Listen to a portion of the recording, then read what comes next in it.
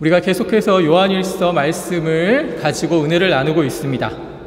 여러분, 우리가 교회 안에 있습니다. 교회는 하나님의 말씀의 터 위에 세워진 하나님의 신앙의 공동체입니다. 교회가 있어 말씀이 세워진 것이 아니라 교회는 말씀의 부르심으로 존재하게 된 공동체라는 것입니다. 교회는 부르심을 받아 하나님의 은혜 가운데 세워지게 되었습니다. 성령께서 말씀을 전하여 우리를 믿게 하심으로 구원받은 사람들이 나타나게 된 것이고, 또 그들이 몸을 이루어 교회가 세워지게 된 것입니다. 그러므로 교회가 말씀의 터가 아니라 말씀이 교회의 터가 되는 것입니다. 집으로 얘기하자면 말씀은 반석이 되는 것이고, 집은, 그 건물은 교회가 되는 것이죠. 그러므로 하나님께서는 교회의 얼굴이라고 할 수 있는 교회에 그 외적인 표지를 허락하셨습니다. 교회의 얼굴은 굳이 표현을 하자면 하나님의 말씀, 그리고 성례라고 할 수 있습니다. 성례전은 말씀의 뿌리를 두고 말씀이 전하는 것을 의식으로 나타내는 것입니다. 그래서 교회의 본질은, 교회의 표지의 본질은 이 말씀이 기본을 이루고 있다는 것을 우리는 다시 한번 확인하게 됩니다. 종교개혁자들은 말씀의 표지로서 말씀 선포를 성경에 대한 다른 해석으로부터 나온 그 성경의 근본 교리를 선포하는 것으로 그렇게 여겼습니다. 그래서 말씀의 선포를 굉장히 중요하게 생각합니다. 그래서 하나님의 말씀인 성경은 해석되어져야 하고, 이 말씀이 해석될 때 말씀 안에서 가르치는 하나님의 분명한 진실한 교리가 드러나야 하는 것입니다. 그래서 교리는 성경 안에 함축된 내용이라고 할 수 있습니다. 우리가 시대가 좀 복잡해지고 교회가 교회되지 못하는 그러한 여러 가지 환경 때문에 교리가 약해지고 있는데요. 교리는 쉽게 여러분들에게 말씀을 드리자면, 제가 연로하신 그리고 나이 드신 우리 권사님들, 장로님, 집사님들 앞에서 할 얘기는 아니지만 좀 나이를 먹으니까 노안이 찾아옵니다. 그래서 이렇게 말씀의 본문을 가지고 읽을 때 순간순간 놓칠 때도 있고 안 보여질 때가 있거든요. 그러면 어떻게 해야 합니까? 안경을 쓰거나 돋보기를 써야 하는 것이죠. 교리는 그런 기능을 하고 있습니다. 하나님의 말씀이 말씀되게 하는 기능이 있다는 것이죠. 그래서 교회는 말씀의 선포에 중요한 가치를 가졌습니다. 그래서 우리가 말씀 선포 그 자체가 하나님의 말씀을 잘 이해하기 위해서 교리가 선포되어지는 현장이라고도 말할 수 있는 것입니다. 교회는요, 교회의 권세로부터 교회가 마땅히 선포하고 가르쳐야 될, 그 고백되어야 될 교리들을 가르쳐야 합니다. 우리가 사도신경으로 신앙 고백하는 이유는 그 모든 내용들이 사도신경에 함축적으로 담겨져 있기 때문에 그렇습니다. 성경이 해석되고 바르게 해석된 결과로서 교리가 등장하는 것입니다. 만약에 이 교리가 흔들리게 되면 말씀의 선포가 약화될 수밖에 없습니다. 왜냐하면 이단들도 3단들도 똑같이 하나님 말씀을 가지고 세상에 선포를 하거든요.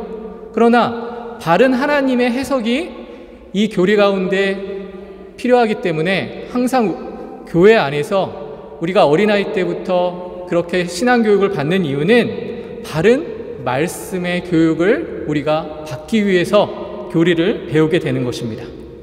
제가 이렇게 장황하게 교리에 대해서 딱딱하게 설명하는 이유는 오늘의 본문의 말씀이 바로 여러분에게 방금 읽었던, 우리가 같이 읽었던 요한일서의 이 내용이 하나님의 위대한 그 말씀을 드러내기 위해 증명된 교리이기 때문에 그렇습니다. 그래서 사도가 말하고자 하는 이 말씀의 본질, 이 교리가 무엇인지를 우리가 잘 살펴보아야 하는 것입니다. 3절 말씀을 함께 같이 한번 읽어보도록 하겠습니다.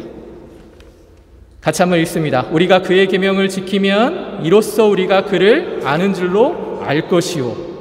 자, 보십시오. 그리스도인은 지금 무언가를 알아야 한다라고 지금 말하고 있죠.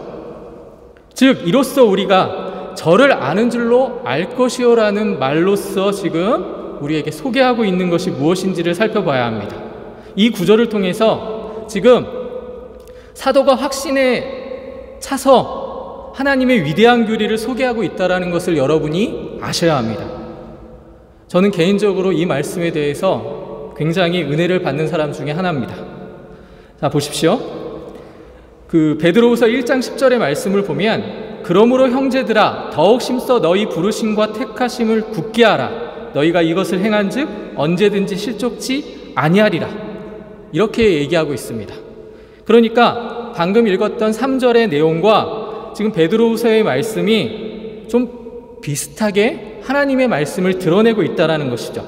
그런데 이것을 어떻게 드러내고 있는지를 간단하게 표현하자면 바로 이것입니다. 그리스도인들은요, 자신들이 알고 있는 것이 무엇인지를 알고 있는 자들입니다. 이해가 되십니까? 우리가 무엇을 알고 있을까요? 예를 들어 보겠습니다. 선생님이 어떤 학생을 칭찬한다라고 어떤 그 모습을 한번 생각해 보시기 바랍니다. 선생님이 그 학생에게 이 친구는 자신이 무엇을 알고 있는지를 알고 있습니다라고 표현을 했다라고 우리가 한번 생각해 보길 바랍니다. 그러면서 이제 그 학생에 대해서 칭찬을 하죠. 그것은요, 저 학생은 무엇이든지 알고 있습니다라는 내용이 아닙니다. 그 학생이 자신이 배운 내용에 관해서는 확실하게 이해를 하고 있고 알고 있다라는 말입니다.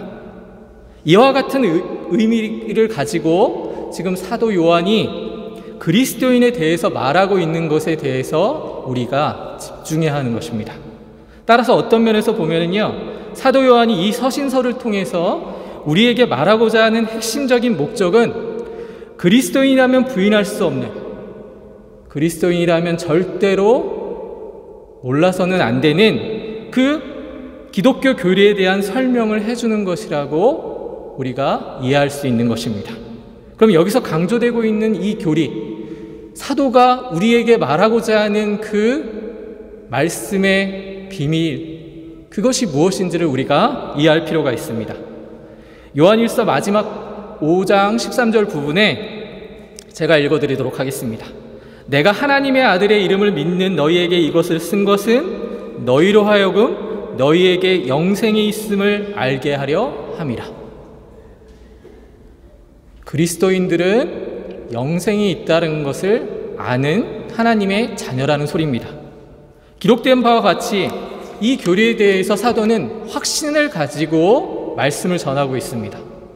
근데 여러분, 영생이 있다는 것을 그리스도인이 알게 됐죠? 그러면 영생은 어떻게 얻을 수 있다라고 성경이 말하고 있습니까? 이것이 요한복음에서 분명히 소개되고 있습니다.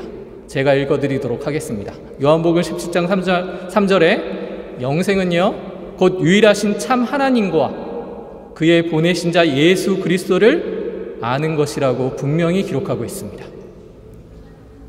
하나님과 예수 그리스도를 알아야 한다. 이것이 바로 영생의 비밀입니다. 오늘 본문에서 요한 사도는 아주 간결하게 이렇게 우리에게 묻고 있습니다. 그의 질문이 이렇습니다. 여러분이 알고 있어야 될 것이 무엇인지를 알고 있습니까? 그리고 우리는 이 사실에 대해서 사도 요한이 기록한 답변을 살펴봄으로써 다시 한번 이 비밀에 대해서 확인해 볼 수 있습니다. 3절 말씀을 다시 보시면 우리가 그의 계명을 지키면 이로써 우리가 그를 아는 줄로 알 것이요라고 기록되어 있습니다. 그러니까 첫 번째로 주 예수 그리스도를 알아야만 한다는 것입니다. 우리는 여기에 대해 매우 명확한 신앙 고백을 가지고 있어야 합니다. 우리가 예수를 믿는 이 신앙 고백 때문에 이 자리에 함께하고 있는 것이라는 사실입니다. 이로써 우리가 저를 아는 줄로 알 것이요라는 말씀은 우리가 예수 그리스도에 대해서 어떤 것을 알아야만이 된다라는 의미가 아닙니다. 사도가 말하고자 하는 것은 그리스도를 아는 것입니다. 그분에 대해서 사도가 이미 표현한 대로 지난주에 말씀을 전했는데 하나님 앞에서 우리에게 대언자가 있으니 곧 의로우신 예수 그리스도시라. 그리스도는요, 우리 죄를 위한 화목제물이니 우리만 위할 뿐 아니요 온 세상의 죄를 위하신 분이라고 분명히 성경이 표현하고 있습니다. 그래서 따라서 요한은 여기에서 우리가 그분을 안다라는 것에 분명히 알아야 될 것을 권면하고 있는 것입니다. 그럼 여러분에게 묻겠습니다. 여러분은 예수 그리스도에 대해서 얼마나 아십니까? 이 질문을 드리고 싶습니다. 저는 이미 말했듯이 예수 그리스도에 대해서 어떤 부분에 대해서 지식적으로 아는 것을 안다라고 표현한 것이 아닙니다. 복음서에 기록된 대로 그가 어디서 태어났고 그가 소년 시절에는 어떤 일을 겪었고 그가 몫으로 있었고 그 일을 마치고 공생애로 이렇게 살았다. 이것은 지식적으로 그리스도를 아는 것입니다. 그러나 안다라는 표현은 지식적으로 안다라는 표현이 아니라 지금 굉장히 개인적이고 직접적으로 이 안다라는 표현을 이해해야만 합니다. 전에도 말씀을 드린 것 같은데 안다라는 표현은 그래서 우리가 이해하기 위해서는 예수님과 교회의 관계를 설명하는 성경의 표현을 우리가 이해할 필요가 있습니다. 이것을 부부관계로 표현하면 성경은 많이 표현하고 있는데 여러분 생각해 보십시오. 결혼하신 분들은 잘 압니다. 처음에 뜨겁게 연애해서 아니면 어떻게 이렇게 결혼을 하게 됐는지 저는 잘 모르지만 어떤 하나님 안에서 한 가정을 이루고 살아갈 때 신기하게도요. 연륜이 쌓이면 쌓일수록 그 사람에 대해서 무언가를 알게 되는 것입니다. 그건 지식적으로 알 수 있는 그런 지식의 영역이 아니라 마치 그냥 느끼는 것입니다. 그래서 사랑하는 여러분, 결혼한 남자들은 여자분들을 속일 수 없습니다.